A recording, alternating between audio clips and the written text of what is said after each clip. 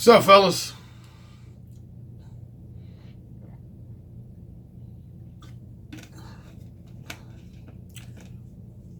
Somebody commented yesterday. They said, "Damn, Alan, you working on a holiday, man. Props to you." Yeah, my own brother this morning, he was like, "Dang, dude, I ain't never known you to do a video podcast on a holiday."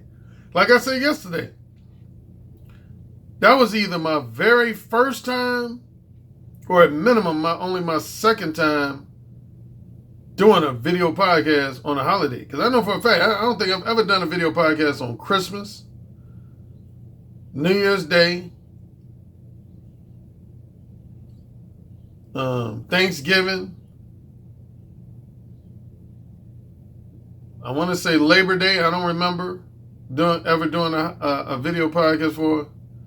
The only holiday I think I I don't think I did, but if I did do one before, it might have been on a July 4th holiday.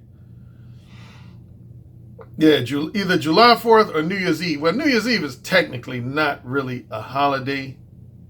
It's more of an informal holiday, but I do think I did one video podcast on one of those two days, either on July 4th or New Year's Eve before. But if not, yeah, yesterday was my first time ever doing a video podcast on a holiday. Now, see, some of y'all funny, man. Some of y'all be telling me to let stuff go, but y'all want to keep it going. And of course, I'm referring to this whole copyright infringement issue, people copying off of me. I've been trying for at least the last week to let it go. But a lot of my people who watch me, whether they be devoted followers of mine or people following the category of haters and critics, keep sending me stuff. Anyway, the most recent thing was I got asked two questions that I'm willing to address. One guy asked me, he said, "Alan, when you say that your book and Brad Blanton's book, Radical Honesty, are essentially just alike, I haven't thoroughly read Brad Blanton's book yet, but just on the premise of it, it seems like his book is just like yours, or your book is just like his. I don't know whose came out first, but simple answer would be no." Well, I'll say this. There are some similarities. I've actually interviewed Brad Blanton twice on my Blog Talk radio show. And if I find the links, I'll put them in a comment section. So I know Brad Blanton. Well, I don't know him. I've never met him personally, but I've interviewed him twice. I have a lot of respect for Brad Blanton. I actually quote him in my book.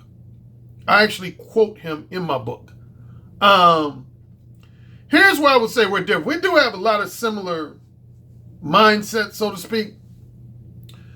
But Brad Blanton is all about just blunt honesty, like in general. He just basically believes in being just blunt about everything. That's his main thing. His book is not really geared specifically towards connecting with women or getting women sexually aroused or identifying the manipulative head games women like mine is. His book is just basically takes the attitude that you should just be blunt about everything. Matter of fact, there's some stuff he believes in being blunt about that, honestly, I don't really believe in being blunt about. Like, as you notice, like in my book, I divide mode 1 from mode 4. Like, a large part of mode 4 is just being blunt for the sake of being blunt. And that's where Brad Blanton and I definitely are different. He believes, like, for example, he believes that if you fart in people's presence, you should say, hey guys, I just farted. I want to let you know, I just farted. See, for me, that's like TMI. That's too much information. I don't believe in being blunt. That's not to, knock Brad Blanton. I mean, whatever works for him, works for him. But that's the main difference, I would say, between Brad Blanton's book, Radical Honesty, and my book. He just mainly preaches about just being unapologetically blunt about damn near everything. Everything. He believes you should just be super duper blunt about everything. Whereas that's not really my teaching. Like Mode 1 is about being upfront, specific, and straightforwardly honest as it relates to your desires, interests, and intentions regarding spending time with someone. Your desires, interests, and intentions regarding spending time with someone and engaging in conversation with someone. That's what Mode 1 centers on. So that's the main difference between me and Brad Black. Second thing I was asked, and I had a couple of other people ask me similar questions to this. Now, this is somebody nitpicking. Somebody said, well, Alan, man, with all due respect, man, like, you say you don't want people copying off of you, but being honest, man, didn't you just really copy Mode 1 from the fictional character of John Leslie in Talk Dirty to Me and Talk Dirty to Me Part 2? Didn't you just essentially copy John Leslie's approach?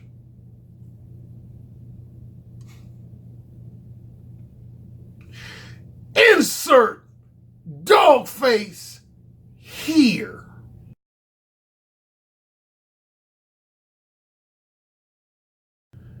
Number one, I already kind of technically addressed this when I did the video just about a week ago, when I talked about the difference between swagger jacking and plagiarism.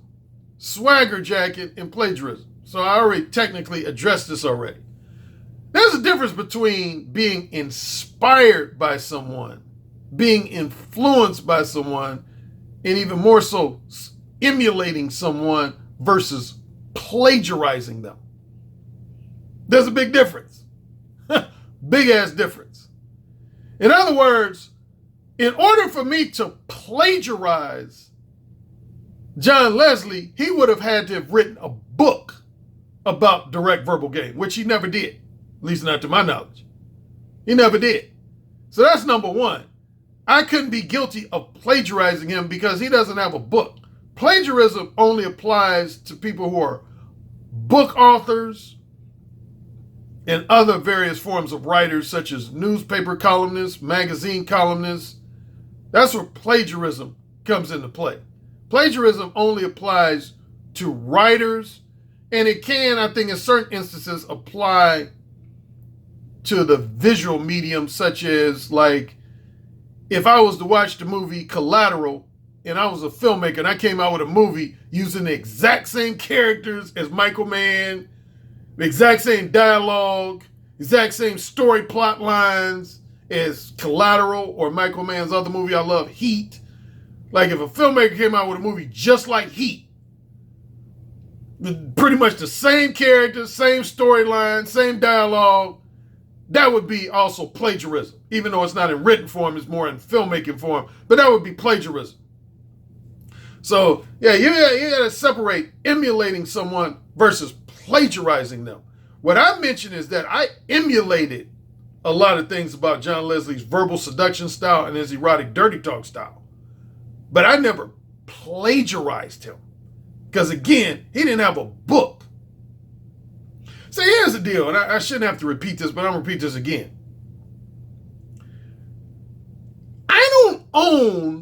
I never claimed ownership over the overall concept of direct verbal game. Direct verbal game.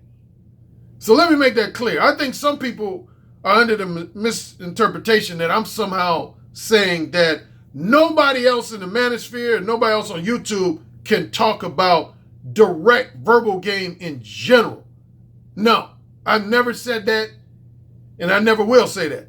That would be like McDonald's telling other fast food companies nobody else can serve hamburgers, cheeseburgers, and double cheeseburgers and french fries.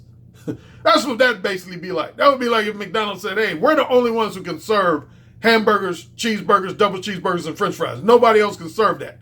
I would never tell anybody else in the manosphere or in the YouTube space that they cannot talk about direct verbal game in general. In general. I have ownership over mode 1.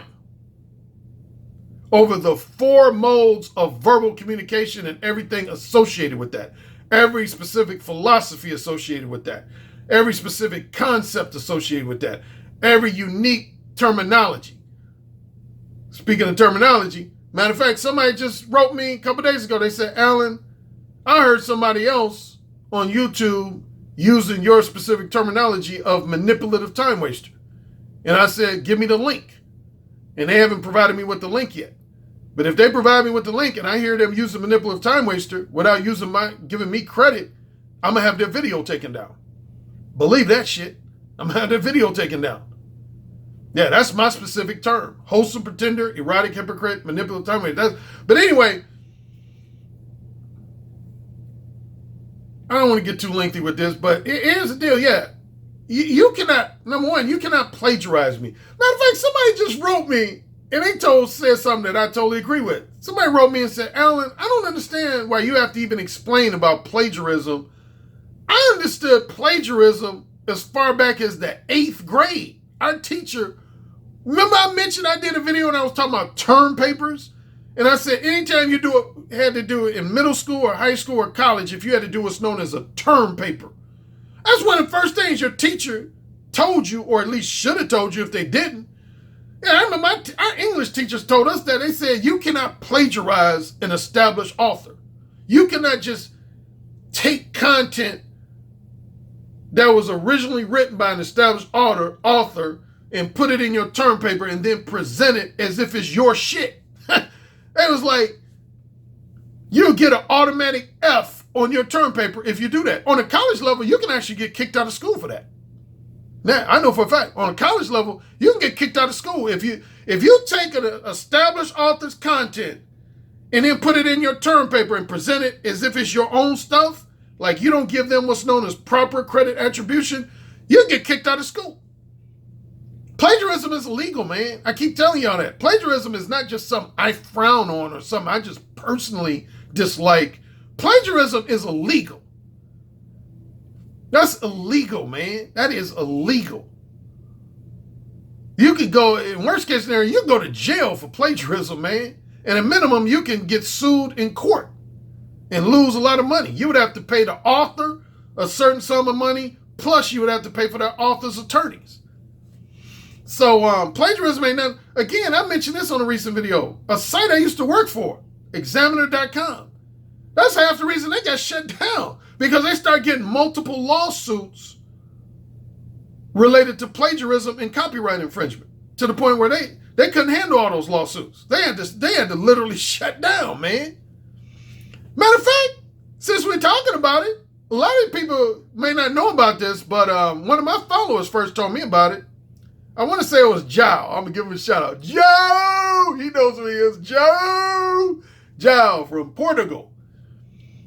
Do you know a lot of international countries and a lot of European countries are starting to crack down on YouTube because they feel like YouTube is not doing a good job policing issues related to copyright infringement, plagiarism, and infringing on people's intellectual property. Matter of fact, I did some research after Jao told me, man. Yeah, the CEO of YouTube, she had to do a whole conference. Over half her conference centered on addressing people's complaints about copyright infringement, plagiarism, and just generally infringing on people's intellectual property. That's how big of an issue it is, specifically with YouTube, man. The CEO, her name is Susan something. Susan what?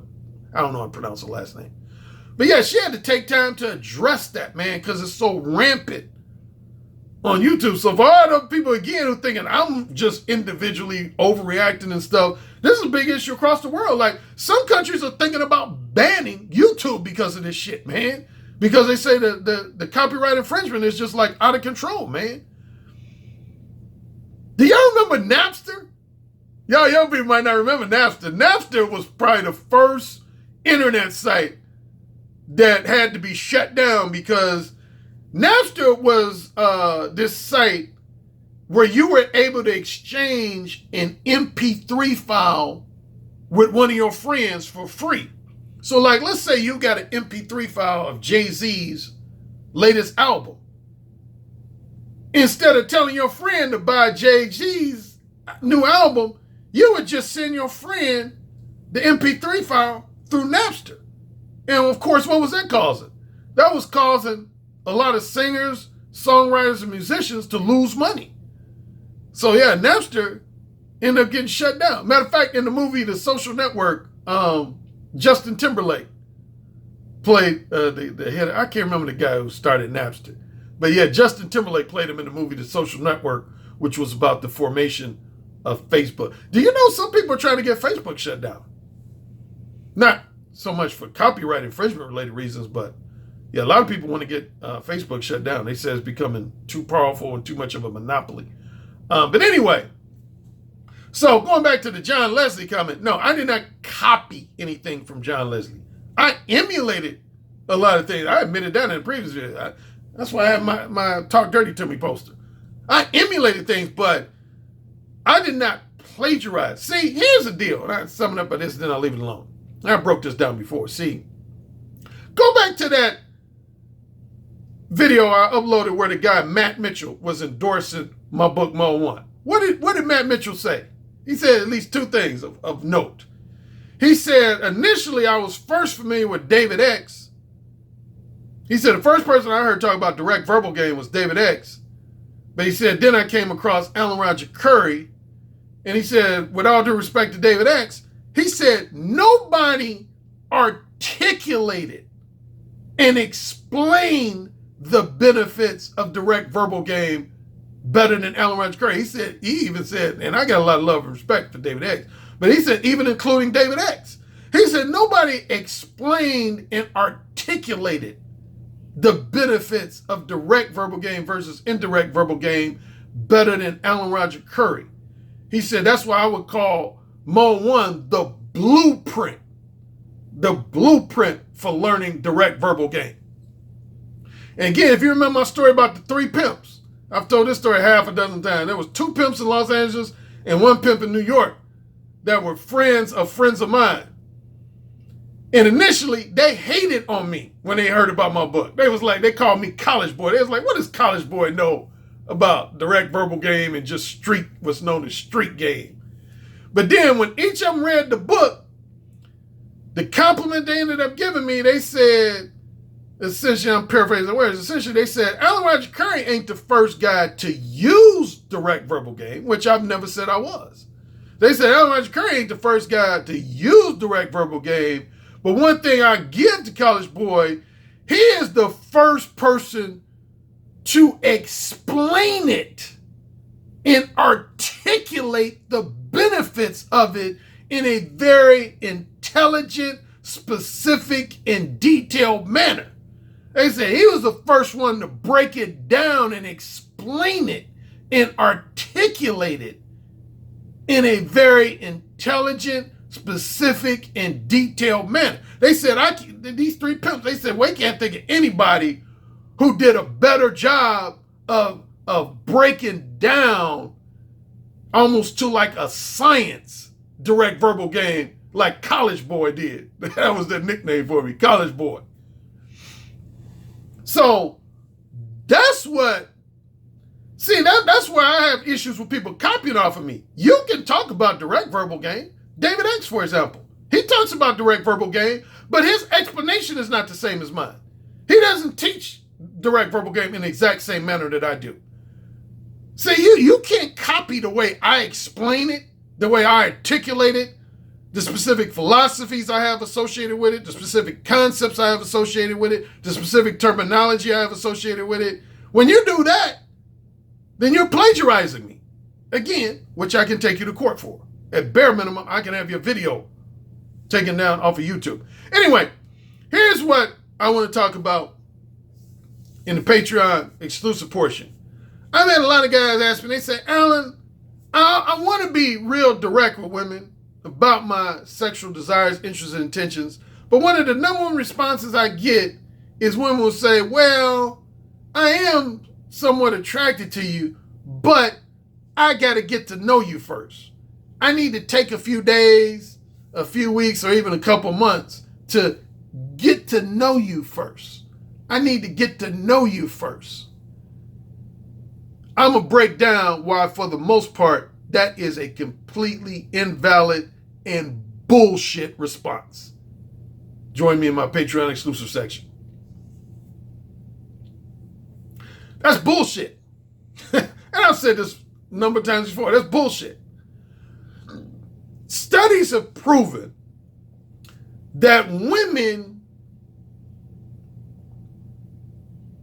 lot of women know within seconds, not minutes.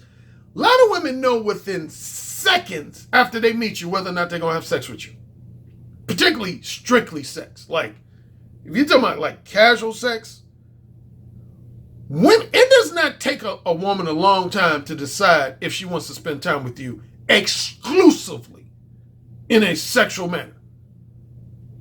It does not take a long time for a woman to determine whether or not she wants to spend time with you exclusively in a sexual manner. The only time it legitimately might take a woman a few days or a few weeks or even possibly a few months to decide if she wants to spend time with you is if she's deciding whether or not to spend time with you both sexually and non-sexually. Both sexually and non-sexually. Now, that is a situation where it can legitimately take a woman at minimum a few days and at maximum a few months before arriving at a decision to spend time with you both sexually and non-sexually. But when it comes to spending time with you exclusively, specifically and exclusively for your sexual companionship, that don't take a woman more than 10 minutes to decide. I'm telling you, I know from both my own experience and observation as well as from documented studies that have been done on women's sexual behavior. It's been proven, man, it does not take more than roughly 10 minutes for a woman to decide if she wants to have sex with you, spend time with you in a strictly sexual manner. Here's the main reason why a lot of women will say that to you. What they're really saying to you, when most women say that to you, like, I need time to get to know you, what they're really saying is, I want to have more time to determine if you have something worth exploiting you for. Plain and simply. That's what a woman is really saying when she says that. Anytime a woman makes a big deal out of saying, I need to get to know you first, what she's really saying is, I need a few days or a few weeks to determine if you have something that's worthwhile for me to exploit. It could be something tangible or intangible. Tangible would be, of course, something like money. Money, financial favors, materialistic gifts. That would be something tangible that she's looking to exploit from you. Intangible would be things like flattering attention, entertaining conversation, non-financial favors, emotional empathy, what I call an emotionally empathetic listening ear. That is intangible things. Yeah. So